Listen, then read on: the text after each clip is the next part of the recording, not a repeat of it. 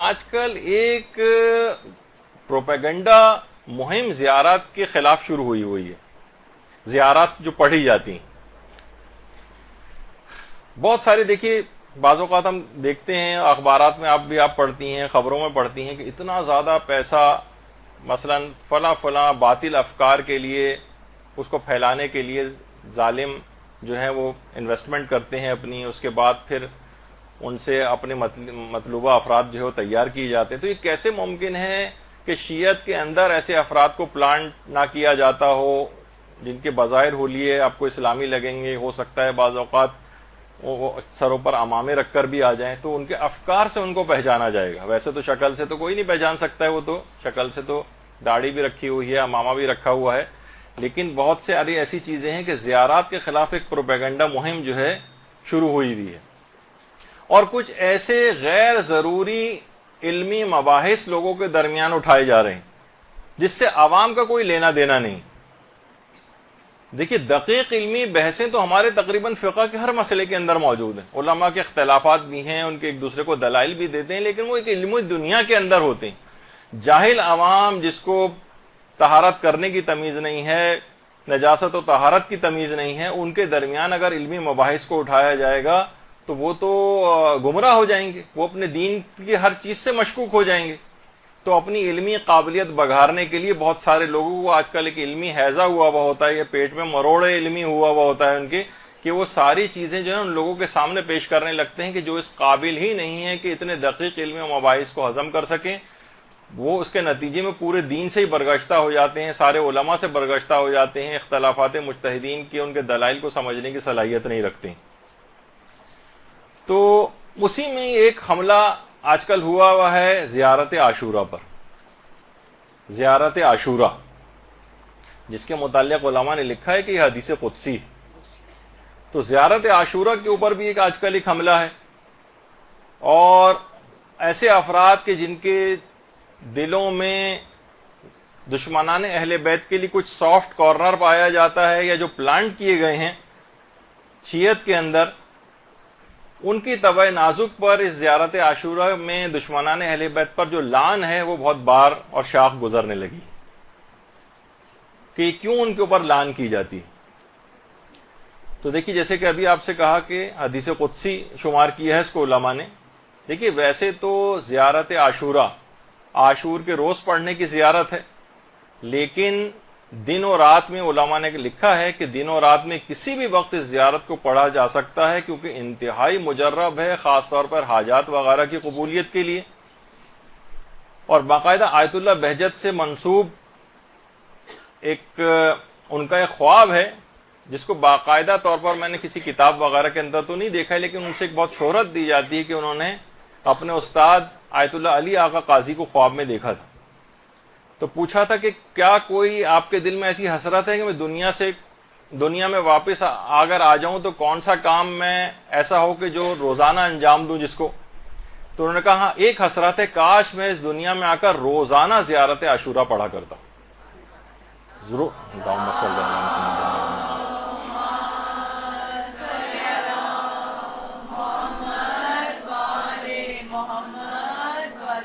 اچھا، عام زیارتیں بھی جو آپ پڑھتی ہیں اس کے اندر ایک بات اس کے اندر اور بیان کر دی جائے، وہ یہ ہے کہ اس کے بعد اکثر لوگ پوچھتے ہیں کہ نماز زیارت. دیکھیے زیارت الگ ہے، نماز زیارت الگ ہے. زیارت پڑھ لیں تب بھی نماز زیارت پڑھنا لازمی نہیں ہے، البتہ بہتر ہے. تو نماز زیارت لوگ پوچھتے ہیں کب پڑھی جائے. آیت اللہ وحید خراسانی فرماتے ہیں کہ بعض روایات میں زیارت سے پہلے نماز کا ذکر ہے، اور بعض روایات میں نماز کا ذکر زیارت کے بعد ہے. البتہ جس طرح سے بھی چاہیں پڑھ سکتے ہیں، اولا یہ ہے کہ پہلے بھی پڑھ لیں اور 2 رکعت نماز اس کے بعد بھی پڑھ لیں، یہ زیادہ بہتر. البتہ کچھ علماء نے اس کے اندر یہ بھی کہا ہے کہ اگر براہ راست آپ قبر امام کی زیارت کے لیے جا رہے ہیں تو وہاں پر حکم یہ ہے کہ پہلے نماز پڑھیں اور پھر زیارت کے لیے جائیں. اور اگر آپ دور سے زیارت پڑھ رہے ہیں تو اس وقت پہلے زیارت پڑھیں اور اس کے بعد پھر 2 رکعت نماز پڑھیں. یعنی دونوں میں ایک فرق ہو جائے گا. قریب سے زیارت کا مسئلہ تھوڑا سا الگ ہوگا، اور دور سے زیارت پڑھیں تو نماز کس وقت پڑھی جائے گی. اور البتہ آغا وحید خراسانی نے کہا کہ اول اور آخر دونوں میں پڑھ لیں تو زیادہ بہتر ہے. اسی میں ضمنی طور پر ایک مسئلہ ابھی بیان کر دیا جائے کیونکہ زیارت کی بات بیان ہو رہی ہے, وہ ہے غسل زیارت کا مسئلہ. غسل زیارت خواہ آپ زیارت کریں قبر کی جا کر یا دور سے زیارت پڑھ رہے ہوں. آغا سیستانی ایک چیز فرماتے ہیں کہ تمام معصومین کی زیارت, خواہ آپ قریب سے زیارت کر رہے ہوں قبر کی, خواہ دور سے زیارت کر رہے ہوں, اس کا غسل جو ہے ثابت نہیں ہے.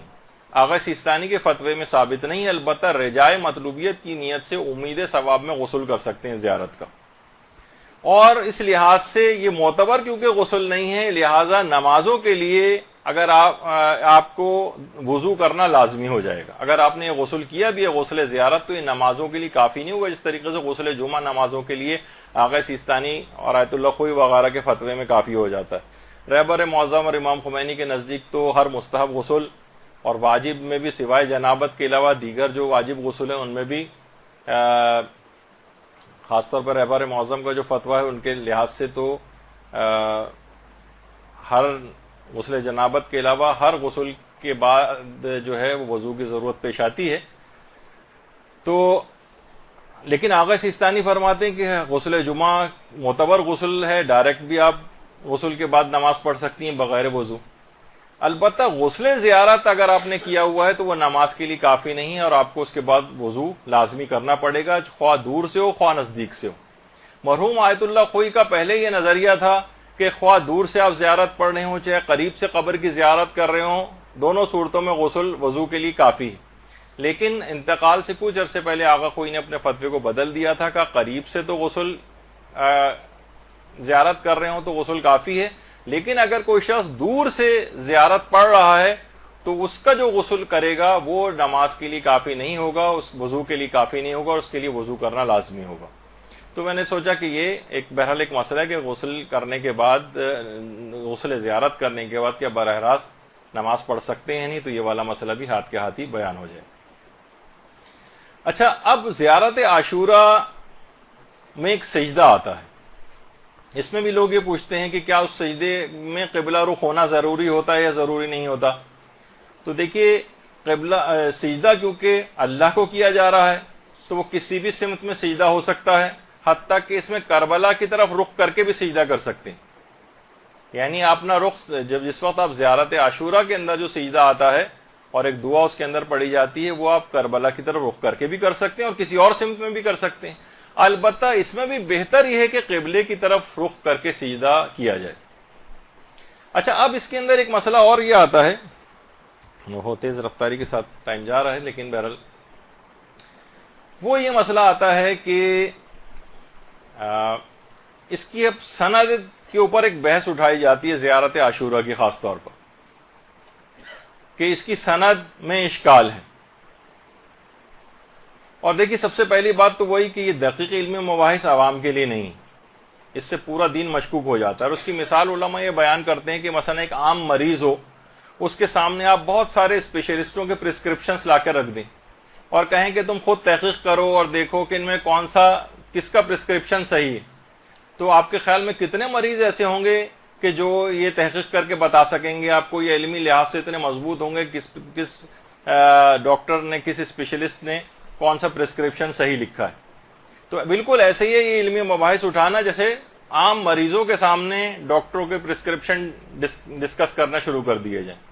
ایک چیستہ بن جائے گا ان کے لیے, کسی کو کوئی چیز حل نہیں ہوگی بلکہ ان کا دل چاہے گا کہ ان میں سے کسی کی بھی بات پہ بھی عمل نہ کیا جائے. یہی ہوتا ہے لوگوں کے ساتھ. یہاں کے لوگ بہت زیادہ, جہاں پر جہالت ہوتی ہے وہاں علمی مباحث اٹھانے کا یہ والا نتیجہ ہوتا ہے. اور بہت سارے افراد آج کل انٹرنیٹ کے اوپر مجتہدین بننے کا شوق بھی لوگوں کے سر پر سوار ہوا ہے, تو اپنی قابلیت کا سکہ جمانے کے لیے ہر کچھ عرصے کے بعد کوئی نئی تحقیق کے طور پر اس طرح کی چیزوں کو پیش کرنے لگتے ہیں. تو اس سے بہت زیادہ نقصان دیکھا گیا ہے. اس قسم کے علمی بحثوں کا لوگوں کے اندر کوئی بھی فائدہ نہیں ہوتا. اس میں بجائے کہ ہم اس کی دقت کے اندر جائیں اور آپ لوگوں کو بھی پریشان ہو جائیں کہ اس کی صنعت کے اندر جو بھی علماء کے مباحثے ہیں وہ نقل کرنے, اس سے کہیں بہتر ہے کہ اس سلسلے میں علماء کے فتاوے جو ہیں وہ آپ کے سامنے پیش کیے جائیں۔ آیت اللہ وحید خراسانی فرماتے ہیں یہ صرف اس وجہ سے تاکہ کہیں آپ کو بھائی باپ شوہر یا اس طرح کے افراد جو باہر جاتے ہیں انٹرنیٹ پہ بیٹھتے ہیں آج کل اس قسم کی مباحث اٹھنے لگتے ہیں تاکہ آپ کے سامنے ان چیزیں رہے اور آپ ان کو دکھا سکیں گے، نہیں ایسی بات نہیں۔ اس میں آقا وحید خراسانی نے فرمایا کہ زیارت عاشورہ فقہا کے نزدیک مسلمات میں سے ہے اور معتبر ہے اور احتیاج بسند نہ دارد، اس میں کسی سند کی کوئی ضرورت ہی نہیں، اتنی مسلم الثبوت یہ چیزیں ہیں۔ اور خود آغا سیستانی نے بھی بارہا اپنے جو استفتاحات ہیں اس کے اندر یہ بات لکھی ہے کہ زیارات اور دعاؤں وغیرہ کے لیے اصلاً اس میں سند کی کوئی ضرورت ہی نہیں، ان کی جو سند ہے ان کے بلند پایا مضامین ہیں جو ان زیارات اور ان دعاؤں کے اندر پائے جاتے ہیں۔ تو اس لحاظ سے زیارت عاشورہ آیت اللہ وحید خراسانی کے نزدیک بھی مسلمات اور معتبر ہے۔ اور آیت اللہ شبیری زنجانی انہوں نے بھی باقاعدہ اپنے ایک تفصیلی استفتاء کے اندر اس کو جو ہے معتبر قرار دیا ہے۔ اب اتنا وقت نہیں کہ ان تمام چیزوں کو پیش کیا جائے۔ اسی طریقے سے زیارات معتبرہ میں آیت اللہ شیخ جواد تبریزی نے بھی زیارت عاشورہ کو بھی اور زیارت امین اللہ کو بھی جو ہے وہ معتبر قرار دیا ہے۔ اسی طریقے سے آیت اللہ صادق روحانی انہوں نے کہا کہ جی ہاں یہ سند کے اعتبار سے بھی روایت یہ زیارت عاشورہ مستند ہے اور متن کے اعتبار سے بھی ہے۔ اور انہوں نے اس فتوے کے اندر ایک بات خود ایک بڑی عجیب لکھی ہے، عام طور پر مراجع یہ لکھتے نہیں ہیں، لیکن کہا ہے کہ الحمدللہ میں اس زیارت عاشورہ کو 50 سال سے اس کو روزانہ پڑھتا ہوں اور پروردگار عالم سے دعا کرتا ہوں کہ مجھے مرتے دم تک اس کی توفیق عطا فرمائے رکھے۔ باقاعدہ اپنے استفتاء کے اندر انہوں نے یہ بات جو ہے وہ لکھی آیت اللہ صادق روحانی نے۔ اسی طریقے سے آیت اللہ شاہرودی نے بھی لکھا ہے کہ زیارت عاشورہ قطعی السند ہے، قطعی ہے، اس کی صحت بالکل صحیح ہے اور اس میں کوئی شک نہیں ہے، جو اس کا منکر ہے وہ غال بھی ہے اور مضل بھی ہے، یعنی خود بھی گمراہ ہے اور دوسروں کو بھی گمراہ کر رہا ہے اگر اس سلسلے میں کسی کو کوئی شک میں ڈالتا ہے۔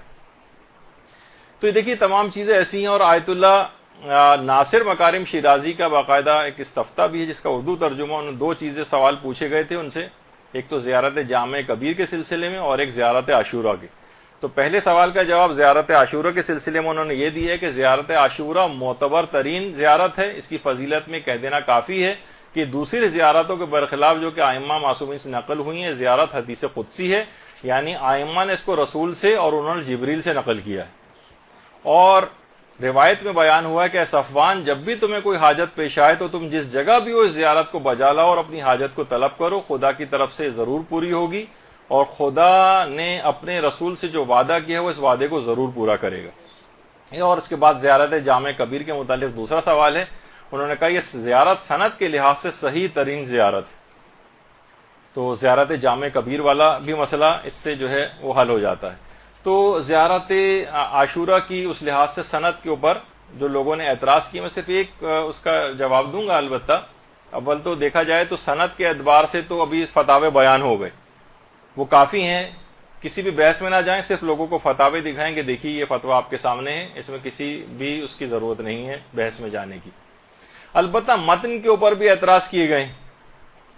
متن میں ایک اعتراض یہ ہے کہ جو اس میں لعنت کی گئی ہے، تو لعنت یہ رسول اللہ اور ائمہ معصومین ان سے بہت بعید ہے کہ اس قسم کے الفاظ یہ لوگ استعمال کریں۔ اور کیا معصومین نے کبھی کسی کے اوپر اس انداز سے لعنت کی ہے؟ تو دیکھیے علماء نے بیان کیا کہ آپ قرآن اگر آپ پڑھیں تو کتنی جگہوں کے اوپر پروردگار عالم نے خود لوگوں پر لعنت کی۔ اور باقاعدہ آیت اللہ میلانی سے جب ایک سوال یہ والا پوچھا گیا کہ خاص قسم کے جو دشمنان اہل بیت گزرے ہیں کیا ان پر کبھی رسول اللہ نے لعنت کی ہے، تو انہوں نے کہا جی ہاں، رسول اللہ نے جب اسامہ کے لشکر جو جا رہا تھا، جیش اسامہ، کہا تھا جو بھی اس سے تخلف کرے گا اس لشکر کے ساتھ نہیں جائے گا اس پر لعنت ہے۔ تو اور وہ افراد خاص دشمنان اہل بیت وہ اس لشکر کے ساتھ نہیں گئے تھے اور اس لحاظ سے وہ رسول اللہ کی اس لعنت کے اندر شامل ہو گئے تھے۔ تو اس لحاظ سے بھی ہے۔ البتہ یہ ضرور ہے کہ اس کے اندر فرق رکھنا چاہیے، ایک ہے دشمنان اہل بیت کے اوپر لعنت کرنا، ان سے بیزاری اختیار کرنا، اور ایک ہے کہ لوگوں کے اندر تعصبات کو فروغ دینا، کھلم کھلا لوگوں کے سامنے، مسلمانوں کے سامنے ان کے مقدسات کی توہین کرنا، اس سے ہمیشہ نقصان شیعت کو بھی اٹھانا پڑتا ہے اور ایک بدنامی بھی ہوتی ہے، تعصبات کا فروغ ہوتا ہے. آپ ہر جگہوں پہ تقریباً اقلیت کے اندر ہوتے ہیں، ان جگہوں کے اوپر آپ کو نقصان اٹھانا پڑتا ہے. تو اور سوشل میڈیا پہ انسان سوچتا ہے کہ میں بہت زیادہ آزاد ہوں، ہر جگہ اس طرح کی فرقہ وارانہ چیزیں اور مباحثے، اور آپ اس کے بعد نیچے کمنٹس دیکھیں کتنے زیادہ جو لوگ اس سے پہلے متعصب نہیں بھی ہوتے ان پر بھی وہاں کی اس طرح کی گفتگو ان کو بھی متعصب بنا دیتی. تو فرقہ واریت سے اجتناب کرتے ہوئے لیکن دونوں کے اندر ایک توازن آپ کو برقرار رکھنا پڑے گا. بہت سے لوگ اس طرح سے وحدت کو لینے لگتے ہیں کہ وحدت کے معنی گویا یہ بن جاتے ہیں کہ انسان عقائد کے اندر بھی وحدت اس کی آ جائے. تو دیکھیے وحدت کا ایک اصول ہمیشہ یاد رکھیں کہ مشترکات جو ہیں اس کو متن میں رکھنا چاہیے، اختلافات کو حاشیے میں رکھنا چاہیے. یعنی جو ان کی اور ہمارے درمیان، دیگر فرقوں کے درمیان جو مشترک چیزیں ان کو متن کے اندر رکھیں، ان کو بیس بنائیں، اختلافات کو حاشیے پہ ادھر ادھر کر دیں. وہ ٹھیک ہے، وہ ہمیشہ رہیں گے، وہ تو آپ کے اپنے اندر کتنے ایسے افراد ہیں جن کے ساتھ فکری اور علمی آپ کا اختلاف ہوتا ہے، لیکن ان سے آپ جھگڑتے تو نہیں ہیں، لڑتے تو نہیں ہیں، تعصبات کا شکار تو نہیں ہوتے ہیں. تو دوسروں کے ساتھ بھی اس طرح سے کرنے کی کوئی ضرورت نہیں. لیکن اس لحاظ سے یہ ضرور ہے کہ ایسا نہ ہو کہ یہ جس کو کہا جاتا ہے کہ یہ جو تولا اور تبرہ ہیں کہ لازمی جز ہیں آپ کے مذہب کا، اس سے دستبردار نہیں ہوا جائے گا. یہی وجہ ہے کہ آیت اللہ میلانی کا ابھی میں ذکر کر رہا تھا تو انہوں نے بھی لکھا ہے کہ ان سے ایک سوال پوچھا گیا کہ روایت صحیح ہے کہ ہمارے چھٹے امام ہر نماز کے بعد دشمنان اہل بیت پر تبرہ کیا کرتے تھے. تو انہوں نے فرمایا جی ہاں، اس کی سند صحیح ہے، میں اس کی تائید کرتا ہوں. یعنی ایسی بات ہے کہ علماء، یعنی دونوں چیزیں آپ کو ساتھ لے کر چلانی ہیں. یعنی ان سے دشمنان اہل بیت سے بیزاری بھی دل میں رہے، ان کے اوپر لعن یہ بھی حصہ رہے آپ کا، اور اس کے علاوہ اس تعصبات کا شکار ہو کر کسی فرقہ واریت کی طرف بھی بات کو نہ جائے. یہ آپ کو خود اس کے اندر بیلنس کرنا پڑے گا. اور یہی وجہ ہے کہ علماء نے لکھا ہے کہ پیغمبر اسلام نے خود قاتل امیر المومنین ابن ملجم کے اوپر لعنت کی.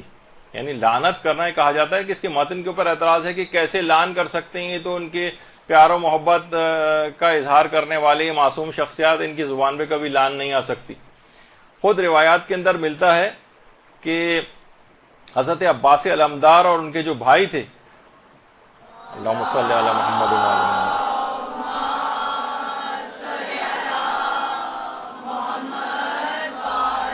محمد، شمر جو ہے ان کے لیے ایک امان نامہ لے کر آیا تھا باقاعدہ.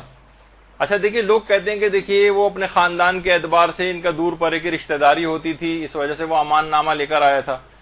یہ اس طرح سے آج ہوتا ہے نا کہ مخالف کیمپ کے لوگوں کو توڑا جائے، انسینٹیوز دے کے ان کے لشکر میں پھوٹ ڈالی جائے تو ہمارے ساتھ مل جاؤ تو جان بخشی ہو جائے گی، تاکہ تتر بتر ہو جائے لشکر. وہ کسی محبت کی وجہ سے نہیں تھا، نہ کسی قبیلے کی وجہ سے تھا، بلکہ لشکر امام کو توڑنے کی ایک سازش تھی. تو انہوں نے نہ صرف یہ کہ اس کی پیشکش کو بالکل ٹھکرا دیا تھا حضرت عباس علمدار اور ان کے بھائیوں نے، اور کہا کہ تیرے ہاتھ ٹوٹ جائیں اور تیرے اس امان نامے پر بھی لعنت ہو. یعنی یہ جو لفظ ہے یہ دشمنان اہل بیت کے لیے عام طور پر زبان معصومین کے اندر بھی رائج رہا ہے، اور حضرت عباس کے متعلق بھی ملتا ہے کہ انہوں نے اس انداز سے لعن کی تھی. اور یہی وجہ ہے کہ جو تولا اور تبرہ کہا جاتا ہے یہ مومن کے دو بالوں پر ہیں جس سے مومن جو ہے پرواز کرتا ہے. اور روایات میں یہ بات بھی آئی ہے بہار میں کہ جو شخص بھی تولا کو قبول کرتا ہے لیکن تبرہ کو قبول نہیں کرتا، اس کی مثال اس شخص کی سی ہے جس کی ایک آنکھ ہو، کانا، ایک آنکھ سے نابینا، یعنی یہ کامل نہیں ہے یہ شخص. اور ایک روایت کے اندر بہار میں یہ بھی آیا کہ جو تولا مانتا ہے اور تبرہ نہیں مانتا ہے وہ جھوٹا ہے، اسے جھوٹا قرار دیا گیا ہے. یہی وجہ ہے کہ ہمارے کتنے علماء ایسے گزرے ہیں جیسے کہ آیت اللہ کوہستانی، یہ فرماتے تھے کہ تبرہ جو ہے تولا سے بھی بالا تر، اور اس کا خود ثواب تولا سے بھی زیادہ ہے. اور فرماتے تھے روایات اس پر شاہد ہیں، ہم نے اپنی طرف سے ویسے ہی نظریہ نہیں رکھا ہے، لیکن بہت سارے علماء اس کے قائل رہے. اسی طریقے سے آیت اللہ بہجت کے متعلق تو یہ بات مشہور ہے کہ آیت اللہ بہجت ہمیشہ اپنی نمازوں کا جو رکوع ہوتا تھا اس میں قاتل امیر المومنین پر لعنت کرتے تھے، اپنی واجب نمازوں کے رکوع میں. وہ اس کی تفصیل ہم بیان کر چکے ہیں کہ نام لینے سے فقط جو ہے وہ یا کسی خاص شخص کا تذکرہ کرنے سے نماز باطل نہیں ہوتی، وہ خاص طور پر گواہی دینے سے یا جز سمجھتے ہوئے اس انداز سے گواہی اگر دی جائے تو اس سے نماز پہ فرق پڑتا ہے، جو کہ ہم شہادت ثالثہ کے سلسلے میں جو ہے اپنی بحث کے اندر تذکرہ کیا تھا۔ تو آیت اللہ بہجت کا طریقہ کار یہ تھا کہ خود نمازوں کے اندر لعن کیا کرتے تھے قاتل امیر المومنین پر۔ اور عین الحیات جو علامہ مجلسی کی کتاب ہے، اس میں روایت ہے کہ چھٹے امام باقاعدہ ہر نماز کے بعد مصلی پر اس وقت تک اٹھتے ہی نہیں تھے جب تک کہ نام لے کر 8 دشمنان اہل بیت کے اوپر لعنت نہیں کر دیتے تھے۔ لعنت کرتے تھے 8 دشمنان اہل بیت پر۔ تو باقاعدہ روایت کے اندر ہے بھی، شاید القطرہ جو کتاب ہے اس کے اندر ہے، لیکن میں نے صرف حوالے کے طور پر اس کو دیکھا ہے، خود کتاب کے اندر نہیں دیکھا ہے، کہ چوتھے امام سے باقاعدہ کسی نے پوچھا کہ مولا درود بھیجیے محمد علیہ وسلم۔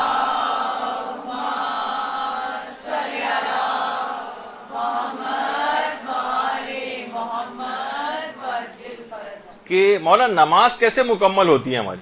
فرمایا درود پڑھ کر نماز مکمل ہوتی ہے۔ پھر پوچھا گیا کہ مولا نماز قبول کیسے ہوتی ہے؟ فرمایا کہ ہماری ولایت پر یقین سے اور ہمارے دشمنوں پر لعنت کرنے کے بعد نماز قبول ہوتی ہے۔ تو روایات کے اندر بھی یہ بات آئی ہے۔ اچھا، علماء نے، جو علماء عرفان ہیں، بہت ساری آیتوں کی عرفانی تشریحات بھی، مثلا وہ جو حضرت موسیٰ کو کہا گیا تھا فَقْلَا نَعْلَيْكَ إِنَّكَ بِالْوَادِ الْمُقَدَّسِ طُوَىٰ، اے موسیٰ اپنی جوتوں کو اتار دو کیونکہ اب تم ایک مقدس وادی کے اندر داخل ہو گئے ہو۔ باقاعدہ اکثر جگہوں کے اوپر یہ آیت لکھی ہوئی بھی ہوتی۔ تو علماء عرفان فرماتے ہیں کہ بظاہر یعنی بعید محسوس ہوتا ہے کہ اس سے ظاہری چپل مراد ہو، کیونکہ موسیٰ پیغمبر خدا، حضرت موسیٰ حضرت ابراہیم کے بعد پیغمبر اسلام سب سے افضل، ان کے بعد حضرت ابراہیم، اور دیگر اولو العزم انبیاء میں جو ترتیب ہے عظمت کی، اس کے لحاظ سے حضرت موسیٰ پھر سب سے افضل ہے۔ ممکن نہیں ہے، سب کو پتا ہے کہ مثلا کوئی مسجد کے اندر جائے، ایک عام شخص کو بھی پتا ہوتا ہے کسی مقدس جگہ کے اوپر اگر وہ جا رہا ہے تو اپنے جوتوں کو اتارے۔ تو علماء عرفان نے لکھا ہے کہ یہاں پر جوتے بظاہر مراد نہیں ہے، بعید محسوس ہوتا ہے کہ اتنا جلیل القدر نبی، اس کو یہ فقہی مسئلہ گویا بتایا جائے کہ تم اپنے جوتوں کو یہاں پر اتارو۔ تو اس سے مراد یہ تھی، نالین سے مراد یہ ہے کہ کوئی جتنی بھی پست اور حقیر چیزیں اس سے مراد ہے کہ موسیٰ خدا کے پاس آنے کے لیے، اس کا قرب حاصل کرنے کے لیے پست اور کمتر چیزوں سے تمہیں دوری اختیار کرنا ہے، جس کے اندر ایک پیغام بھی تھا۔ یہاں فقط چپل اس لحاظ سے مراد نہیں تھی۔ یہی وجہ ہے کہ آیت اللہ بہجت جو تھے وہ لعن کو تخلیہ کہا کرتے تھے اور درود کو تہلیہ کہا کرتے تھے۔ کہتے تھے لعن تخلیہ ہے، کہتے تھے پہلے جتنی بھی گند بلا جتنا بھی ہے گھر میں جھاڑو دے کر اس کو صاف کرو، اس کے بعد پھر مہمان کو طلب کرو اپنے گھر میں۔ تو کہتے تھے لعن کے معنی یہ ہے کہ تمام دشمنان اہل بیت پر بیزاری اختیار کر کے ان کو اپنے قلب سے دور کر دو تاکہ وہ جگہ پاک و پاکیزہ ہو جائے، اس کے بعد پھر درود پڑھ کر، وہ تہلیہ ہے، پھر اس جگہ پر اس مہمان کو طلب کرو، یعنی رحمت خداوندی وغیرہ وہ پھر اس جگہ کے اوپر آئے گی۔ اللہم صلی علی محمد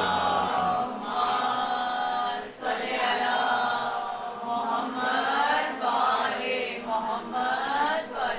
اچھا، حوزہ علمیہ کے ایک عالم کا خواب بہت سی کتابوں کے اندر موجود ہے، جس میں انہوں نے کہا کہ ایک زمانے میں یہ تھا کہ سوال بہت گردش کر رہا تھا کہ صلوات زیادہ افضل ہے یا لعن زیادہ افضل ہے۔ تو کہنے میں نے ایک دفعہ سویا اور سونے کے بعد پھر میں نے خواب میں دیکھا کہ آیت اللہ العظمیٰ سید محمد رضا گل پائیگانی کسی جگہ بیٹھے ہوئے ہیں اور لوگوں کے سوالات کے جوابات دے رہے ہیں، اور میں نے دیکھا کہ خط ان کے پاس آیا ہے اور کوئی ان کو خط پڑھ کر سنا رہا ہے کہ آغا یہ سوال آیا، اور اس سوال کے اندر بالکل یہی سوال ہے جو میرے دماغ میں گردش کر رہا تھا اس سے پہلے، اور یہ بحث تھی کہ لعن زیادہ افضل ہے یا صلوات زیادہ افضل ہے۔ تو آیت اللہ گل پائیگانی نے اس وقت اس کا جواب لکھوایا کہ دشمنان اہل بیت پر لعن زیادہ افضل ہے۔ کہہ رہے ہیں ایک دم سے میری آنکھ کھلی۔ اچھا، وہ زمانہ وہ تھا جب آیت اللہ رضا گل پائیگانی حیات تھے۔ وہ کہہ رہے ہیں میں اٹھ کر آیت اللہ گل پائیگانی کے پاس آیا اور آنے کے بعد ان کو اپنا خواب سنایا۔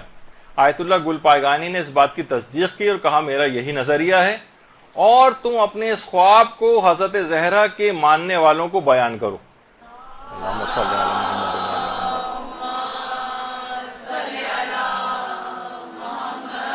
و علی محمد۔ تو علماء کے اندر باقاعدہ یہ بحث رہی ہے، اور یہی وجہ ہے کہ علماء کہتے ہیں کہ اگر تبرہ نہ ہو تو انسان حقیقت میں اس کا تولا بھی ثابت نہیں ہوتا ہے۔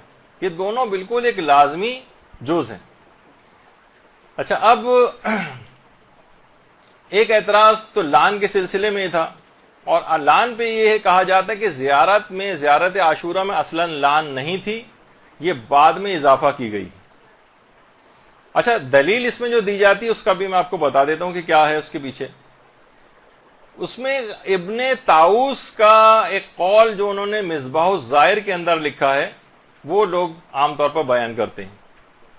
مصباح الزائر میں ابن طاؤس نے، سید ابن طاؤس نے لکھا ہے کہ شیخ طوسی کی کتاب مصباح الکبیر، مصباح الکبیر کا دوسرا نام مصباح المتہجد بھی ہے، اس کے اندر میرے پاس جو نسخہ ہے اس میں لان اور سلام جہاں پر یہ لان آئی ہے وہاں پر یہ جملے نہیں لکھے ہوئے، یعنی شیخ طوسی کی مصباح الکبیر میں۔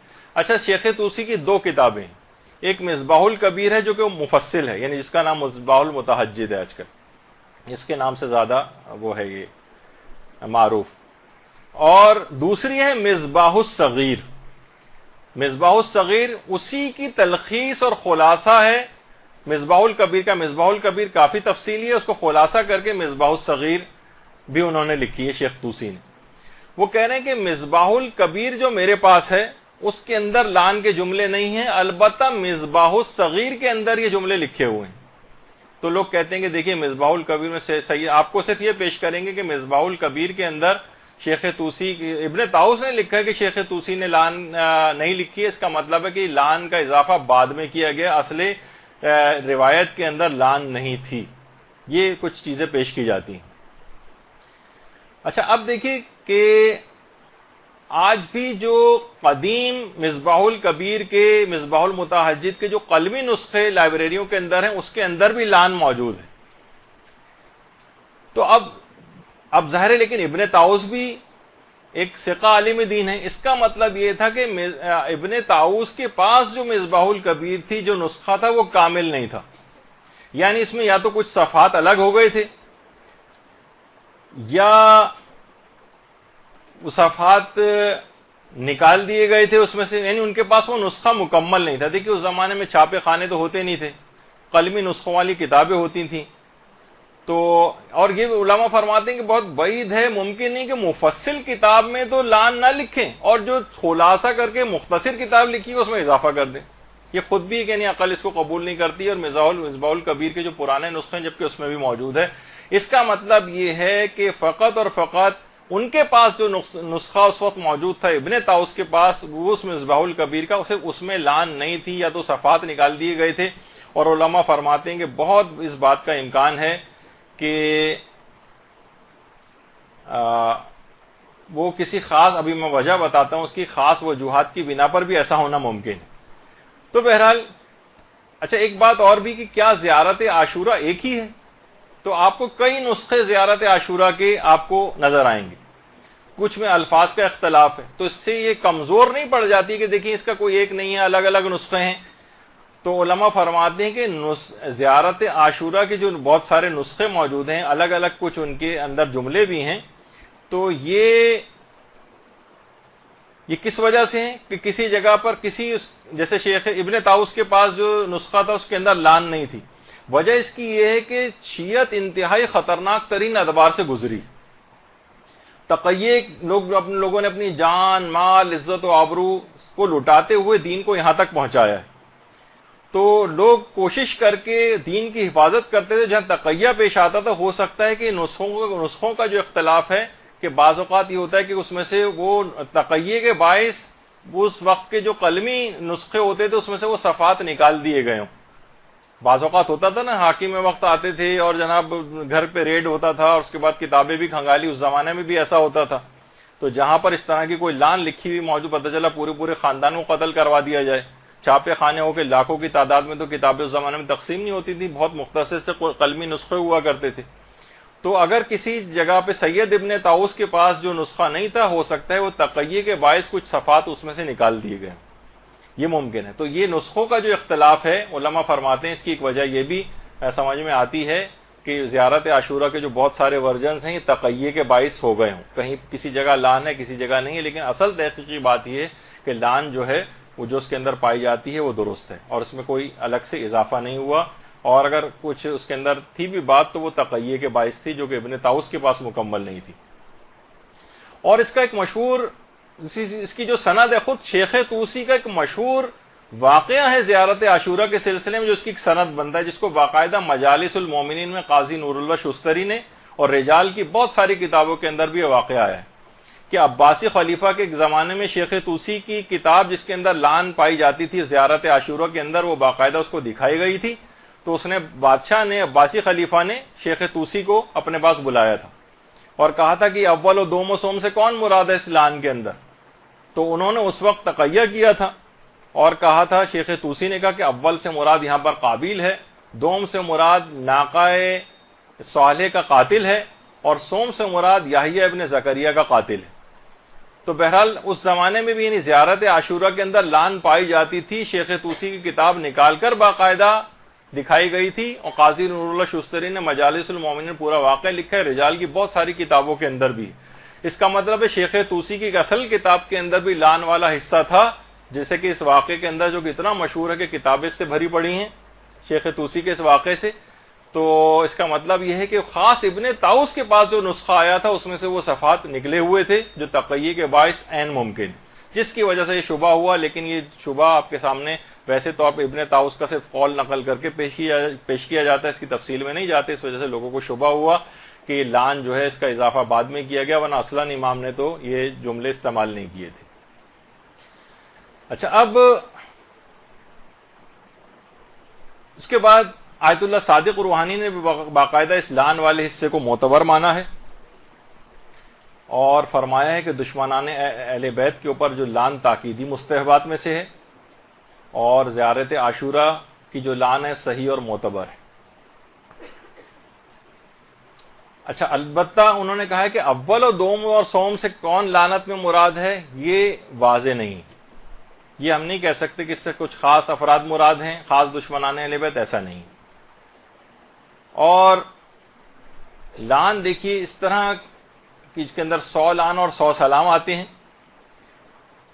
دیکھیے ویسے زیارت عاشورہ کے اندر 21 مرتبہ لان آئی ہے اور سلام 12 مرتبہ آئیں. علماء فرماتے ہیں اس سے لان کی اہمیت بھی واضح ہوتی ہے. خود صرف 12 مرتبہ سلام آیا ہے، جبکہ لان 21 دفعہ زیارت عاشورہ میں آئی. بس اس میں ایک فقہی مسئلے کے طور پر اور بیان کر دیا جائے کہ جو 100 لان اور سلام ہے، کیا اس میں اختصار کیا جا سکتا ہے؟ لوگ کہتے ہیں تو بہت مشکل ہے، اکثر لوگ یہ سوال پوچھتے ہیں. تو علماء فرماتے ہیں رجائے مطلوبیت کی نیت سے اس کو مختصر بھی پڑھ سکتے ہیں، اختصار بھی کر سکتے ہیں. البتہ ایک طریقہ ہمارے امام علی نقی علیہ الصلوۃ والسلام نے بتایا.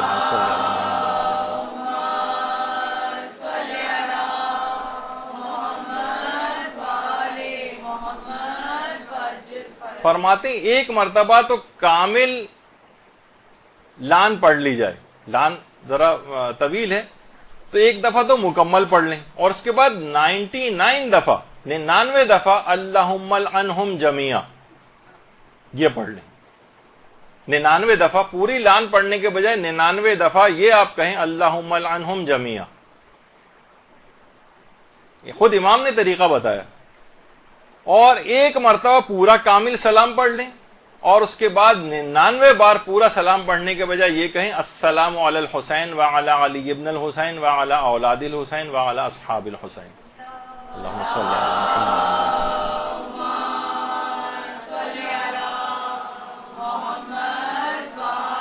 محمد. تو اس طرح پورے 100 لان اور 100 سلام کا ثواب مل جائے گا. البتہ کسی کے پاس یہ وقت بھی نہیں ہے تو ایک لان اور ایک سلام پر بھی اکتفا کر سکتا ہے رجائے مطلوبیت کی نیت سے. ایک خواتین ایک چیز اور بھی پوچھتی ہیں کہ زیارت عاشورہ وغیرہ کے جو عمل ہوتے ہیں 40 روز کے کچھ، تو اس میں ہمارے ماہانہ عادت کی وجہ سے کچھ وقفے آ جاتے ہیں تو ان کو اس میں چھوڑنے کی ضرورت نہیں ہے، اور اس حالت میں بھی زیارت عاشورہ پڑھی جا سکتی۔ البتہ صرف نماز زیارت جو ہے وہ نہیں پڑھی جائے گی، ورنہ اس میں سجدہ بھی کیا جائے گا، دعائیں اور اذکار بھی پڑھے جا سکتے ہیں، خود زیارت عاشورہ بھی نجاست کی حالت میں پڑھی جا سکتی۔ اچھا، پھر اس میں ایک اعتراض یہ بھی آتا ہے کہ اس کے اندر متن کے اندر بھی اعتراض کیے گئے سند کے ساتھ ساتھ۔ ایک اعتراض یہ کہ اس میں ابن زیاد اور ابن مرجانہ اگر یہ ایک ہی آدمی کا نام ہے تو اس کے اندر دو مناسبتوں سے واو عاطفہ لگا کر بیچ میں کیوں اس کا تذکرہ ہوا؟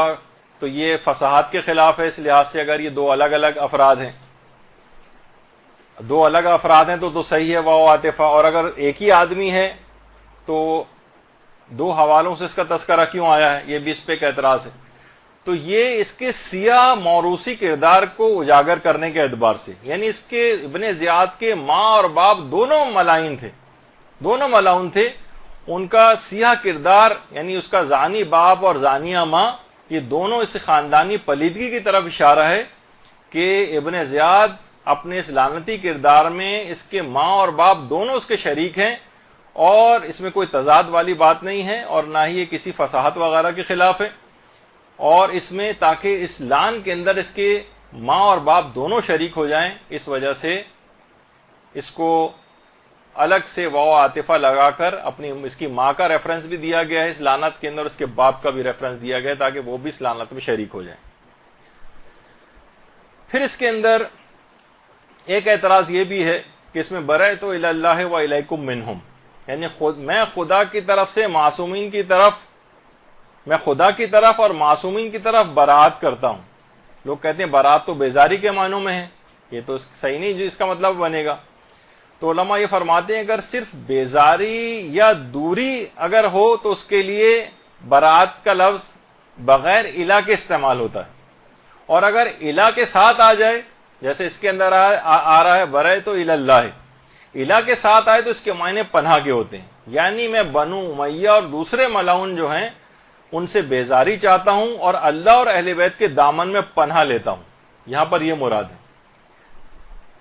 تو بہت سارے اس طرح کے ان چیزوں کے اوپر اعتراضات کیے گئے ہیں، تو لہٰذا آپ لوگوں سے بھی گزارش ہے کہ زیارات کے سلسلے میں، اچھا زیارتوں کے اندر خالی صرف زیارت عاشورہ ہی نہیں بلکہ زیارت ناہیہ کے اوپر بھی بہت زیادہ اعتراضات ہو رہے ہیں آج کل، اور ایک اسکالر صاحب نے تو اپنے تئیں اتنے نامناسب جملے اپنی کتاب میں استعمال کیے گے، معاذ اللہ کوڑے پہ سے پڑی ہوئی زیارات جو ہیں مل گئی ہیں ان کو شامل کر دیا گیا۔ اس طرح سے آج کل دیکھیے بہت سارے ایسے افراد آ رہے ہیں، تو آپ کو خود دیکھنا پڑے گا کہ یہ کون ایسے افراد ہیں، نہ ان کی شکلوں سے دھوکہ کھائیں نہ اماموں سے دھوکہ کھائیں، بلکہ ان کے افکار کے اوپر نگاہ رکھیں، مراجع کی تعلیمات جو ہیں دماغ میں رکھیں، اور اپنے آپ کو علم سے کے لحاظ سے مضبوط کریں تاکہ ان لوگوں کا دفیہ ہو سکے۔ تو زیارت ناہیہ کے سلسلے میں بھی یہ بات آئی ہے، اور زیارت اب اتنا وقت بھی نہیں میرے پاس، آیت اللہ وحید خراسانی نے بھی اس کے اوپر اعتماد کا اظہار کیا ہے، اور آیت اللہ ناصر مکارم شیرازی کا بھی میں نے اس سے پہلے بیان کیا تھا، انہوں نے کہا تھا کہ دو سندوں کے ساتھ ذکر ہوئی ہے زیارت ناہیہ، ایک سند جو ہے معتبر ہے اس کی، ایک غیر معتبر ہے، لیکن ایک سند معتبر بھی ہے، اور اسی طریقے سے دیگر علماء نے بھی اس کو جو ہے معتبر روایتوں کے اندر سے قرار دیا ہے۔ برحمتک یا ارحم الراحمین وصلی اللہ علی محمد و